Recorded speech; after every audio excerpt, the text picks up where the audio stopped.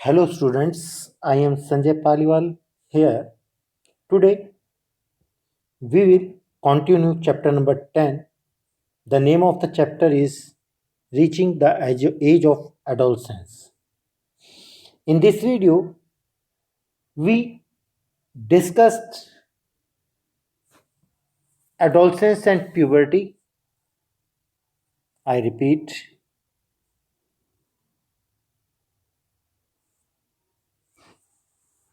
adolescence and puberty. Once again, I repeat, the period of life when the body undergoes changes leading to reproductive maturity is called adolescence. वो हमारी life का वो period जब हम जब हम reproductive maturity की तरफ बढ़ते हैं तो उस पीरियड को एडोलसेंस कहते हैं. Adolescence being around the age of 11 last up to 18 to 19 years. यही टीनेजर्स यानी 13 से लेके 19 की एज तक. गर्ल्स के अंदर ये पीरियड थोड़ा जल्दी शुरू हो जाता है, बॉयज में लेट शुरू होता है. अब दूसरा टॉपिक हमने आपको लास्ट टाइम बताया था. The human body undergoes several changes during adolescence. These change marks are one set of puberty. इस दौरान ह्यूमन बॉडी में काफ़ी सारे चेंज आते हैं. इन चेंजेस के मार्क को, इन जो चेंजेस आते हैं उसी को हम प्यूबर्टी कहते हैं. कौन कौन से चेंज आते हैं प्यूबर्टी में? मैंने लास्ट वीडियो में बताया था आपको. Increase in height, sudden increase in height होती है. बॉयज और गर्ल्स दोनों की हाइट इंक्रीज होती है. दूसरा चेंज था चेंज इन बॉडी शेप. ये भी मैंने आपको बताया था, बॉडी के अंदर कुछ चेंजेस आते हैं. लड़कों में उनके शोल्डर्स मजबूत हो जाते हैं, शोल्डर्स ब्रॉडर यानी चौड़े हो जाते हैं, बड़े बढ़ जाते हैं. उनकी चेस्ट का साइज बढ़ता है. इसी तरह गर्ल्स में the region below the waist is wider. तीसरा चेंज बताया था आपको वॉइस चेंज. आप सबने नोट किया होगा इस पीरियड के दौरान वॉइस बॉक्स, जो लड़कों का वॉइस बॉक्स है जिसे एडम एपल भी बोलते हैं, इसे can be seen as a protruding part of throat. हमारे गले का थोड़ा उभरा हुआ हिस्सा जो होता है उसे एडम एपल या वॉइस बॉक्स कहते हैं. आपको डायग्राम में मैंने उस दिन बताया भी था आप लोगों को. गर्ल्स के अंदर ये इतना विजिबल नहीं होता. जब वॉइस बॉक्स इंक्रीज होता है तो लड़कों की आवाज़ हार्श हो जाती है, या कई बार फटी फटी सी हो जाती है, लेकिन कुछ एक दिनों में ये ठीक हो जाती है.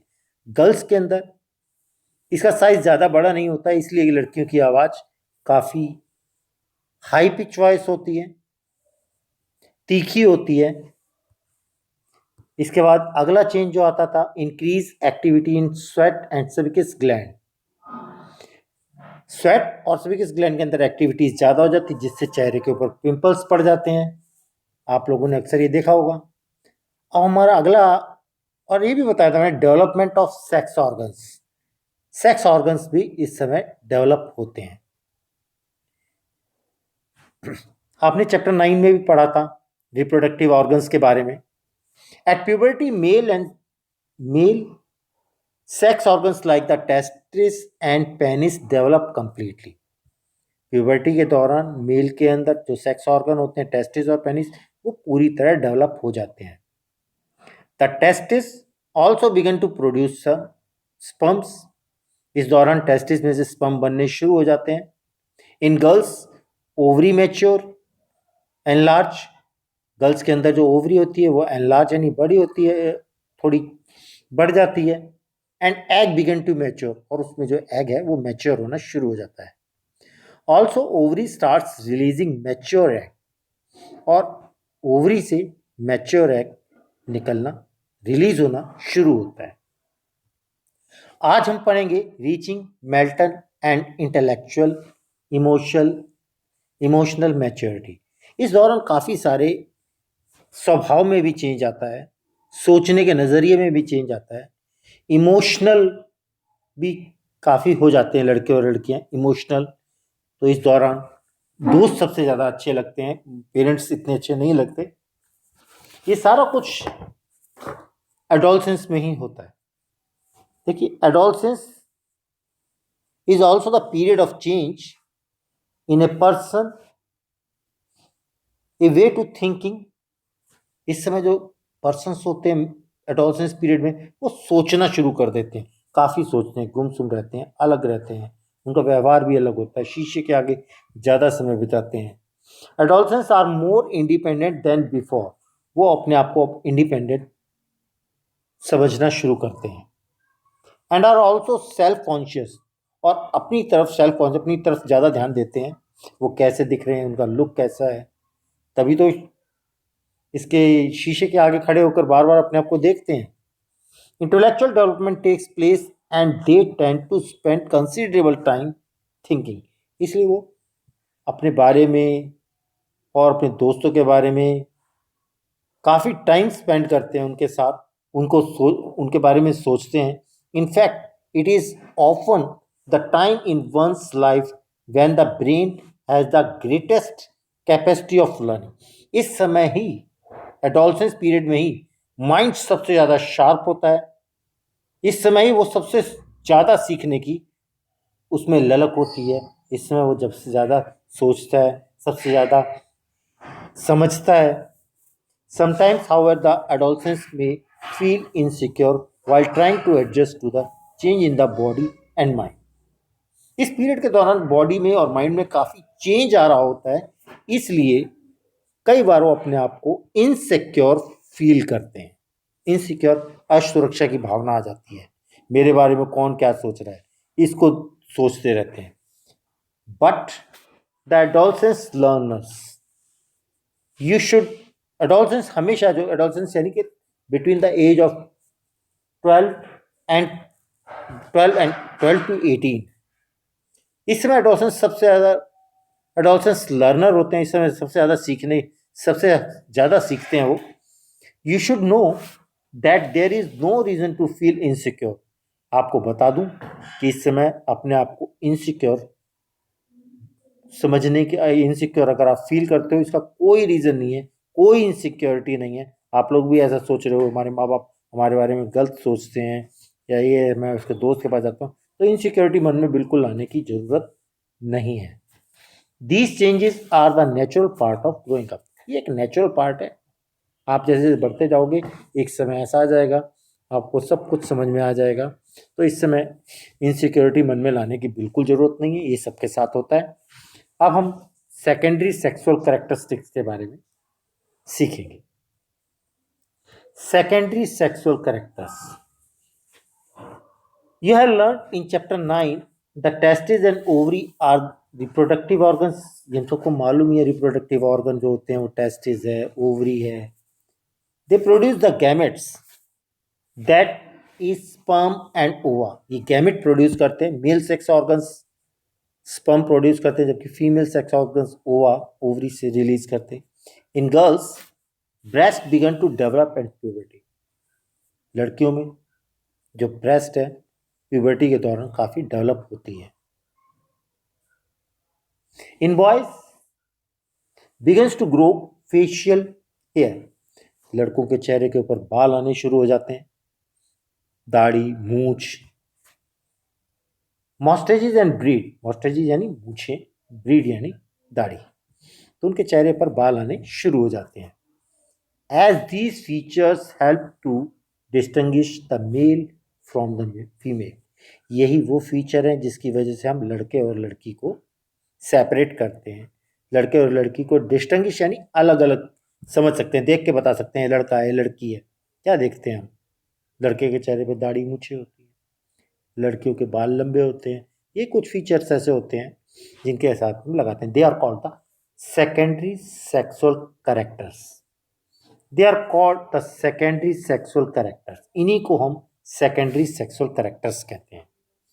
Boys up have develop hair on their chest. लड़कों के चेस्ट के ऊपर भी बाल आते हैं, सीने पे उनके बाल आ जाते हैं।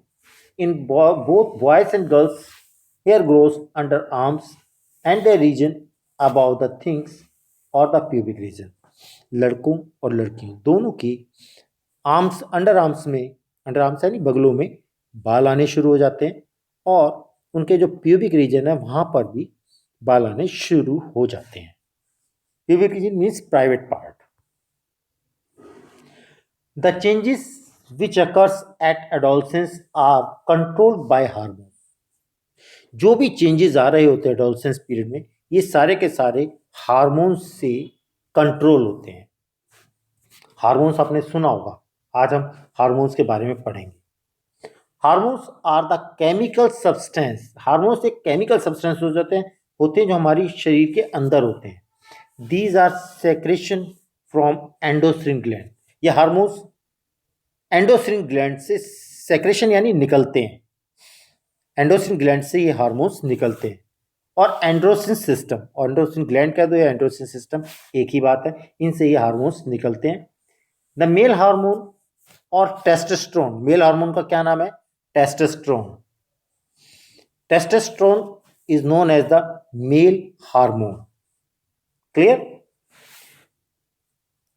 जो मेल हार्मोन है उसका नाम है टेस्टोस्टेरोन। इसको हम मेल और हार्मोन्स भी कहते हैं। ये कहां से सेक्रेट यानी निकलता है? एंडोक्राइन ग्लैंड से। These of release by the testis at one set of puberty. जब प्यूबर्टी के दौरान ये टेस्टिस से रिलीज होते हैं। These causes change in boys about you have just learn. These causes change in boys about which you have just learned. For example, the growth of the facial hair. इन्हीं की वजह से वो secondary sexual characteristics आते हैं, जैसे उनके चेहरे पे बाल आने शुरू हो जाते हैं, मूंछें दाढ़ी आनी शुरू हो जाती हैं। Once puberty is reached in girls, जब लड़कियों में प्यूबर्टी आती है, जब लड़कियां यहाँ पहुंचती हैं, तो ovary begin to produce female hormones that is called estrogen. Female hormone का नाम होता है एस्ट्रोजन। मेल हार्मोन टेस्टोस्टेरोन और फीमेल हार्मोन एस्ट्रोजन। ओवरी के जब गर्ल्स प्यूबर्टी में पहुंचती हैं, गर्ल्स मैच्योर होती हैं, तो उनके अंदर भी फीमेल हार्मोन्स प्रोड्यूस होने शुरू हो जाते हैं, जिसको हम एस्ट्रोजन कहते हैं। Which makes the breast develop, जिसकी वजह से ब्रेस्ट जो है वो डेवलप होनी शुरू हो जाती है। मिल्क सेक्रेटिंग ग्लैंड्स और mammary glands develop inside the breast. जो मेमरी ग्लैंड वो होती है जिससे मिल्क सेक्रेटिंग ग्लैंड या मेमरी ग्लैंड एक ही बात है, जिससे दूध बनना ब्रेस्ट में शुरू हो जाता है। तो वो mammary glands develop inside the breast. Breast के अंदर ये मेमरी ग्लैंड डेवलप होनी शुरू हो जाती है। The production of these hormones is under control by another hormone secreted from an endocrine gland is called the pituitary gland. ये दोनों के दोनों हार्मोन, चाहे वो मेल हार्मोन यानी कि टेस्टोस्टेरोन हो, चाहे फीमेल हार्मोन हो, चाहे जिसका नाम एस्ट्रोजन है, ये दोनों के दोनों एक और हार्मोन से कंट्रोल्ड होते हैं। उनको कौन कंट्रोल करता है? That is known as the pituitary gland. Pituitary gland इनको कंट्रोल करती है, चाहे वो मेल हो चाहे वो फीमेल। तो आपने यहां तक अब पढ़ लिया है। अब हम पढ़ेंगे role of hormones in initiating reproductive functions. Reproductive function के अंदर इन हार्मोन्स का क्या रोल है, अब हमें ये पढ़ना है। एंडोक्राइन ग्लैंड अभी पढ़ा था ना आपने। एंडोक्राइन ग्लैंड क्या करती है? एंडोक्राइन ग्लैंड क्या होती है? पिट्यूटरी ग्लैंड, जिसको दूसरा नाम भी है फ्रॉम एन एंडोक्राइन ग्लैंड। ये हार्मोन दोनों के दोनों कंट्रोल होते हैं एंडोक्राइन ग्लैंड पिट्यूटरी ग्लैंड से। Endocrine gland release hormones into the blood stream to reach a pituitary body part is called the target site. Endocrine gland जो hormones release करती है वो सीधा ब्लड स्ट्रीम के अंदर रिलीज करती है, सीधा ब्लड में आ जाती है। ये केमिकल सीधा ब्लड में आ जाता है। Reaches A pituitary body part is called target site, और सीधा जाकर के हमारे उस बॉडी पार्ट को ते पहुंचती है जिसे हम टारगेट साइट बोलते हैं। The target site responsible to the hormone. ये टारगेट साइट हार्मोन्स के ऊपर रिस्पॉन्ड करती है। हार्मोन सीधा टारगेट साइट पर को अटैक करता है और ये उसको रिस्पॉन्ड करती है, उसकी वजह से इसमें हरकत होती है। There are many endocrine glands और ductless gland in the body. हमारे शरीर में बहुत सारी एंडोक्राइन ग्लैंड या डक्टलेस ग्लैंड होती हैं। The testis and ovary secrete sex hormone. Testis और ओवरी दोनों से सेक्स हार्मोन रिलीज होते हैं। टेस्टिस से कौन से बनते थे? टेस्टोस्टेरोन। और ओवरी से कौन सा बनता था? Oestrogen. You have just learned that the hormones are responsible for the male and female secondary sexual characters.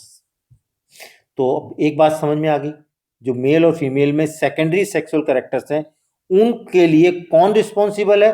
उनके लिए रिस्पॉन्सिबल है हार्मोन्स। उनके लिए कौन रिस्पॉन्सिबल है? हार्मोन्स। और ये हार्मोन्स किस कौन से हार्मोन से कंट्रोल होते हैं? पिट्यूटरी ग्लैंड से। कौन से hormone? Endocrine gland. Endocrine gland. अब हम पढ़ेंगे further the sex hormones are under control of hormone from the pituitary gland. ये सेक्स हार्मोन किससे कंट्रोल होते हैं? पिट्यूटरी ग्लैंड से। ये भी एक हार्मोन रिलीज करती है जो इन हार्मोन्स को नियंत्रित करता है, कंट्रोल करता है। The pituitary secrets many hormone. Pituitary में से काफी सारे हार्मोन्स निकलते हैं। वन ऑफ विच मेक्स ओवा मैच्योर इन द ओवरी। उनमें से एक हार्मोन होता है जो ओवा यानी एग को, मैच्योर ओवा को, ओवरी में एग को मैच्योर करता है। And sperm from the testis. और टेस्टिस में से स्पर्म्स को बाहर निकालता है। कौन सी ग्लैंड है वो? कौन सा वो हार्मोन्स किससे कंट्रोल होते हैं? पिट्यूटरी ग्लैंड से। पिट्यूटरी ग्लैंड से काफी सारे हार्मोन्स निकालते हैं जिनकी वजह से ओवरी के अंदर ओवा मैच्योर होता है और टेस्टिस से स्पर्म बनने शुरू हो जाते हैं। Hormones from pituitary stimulate testis and ovaries.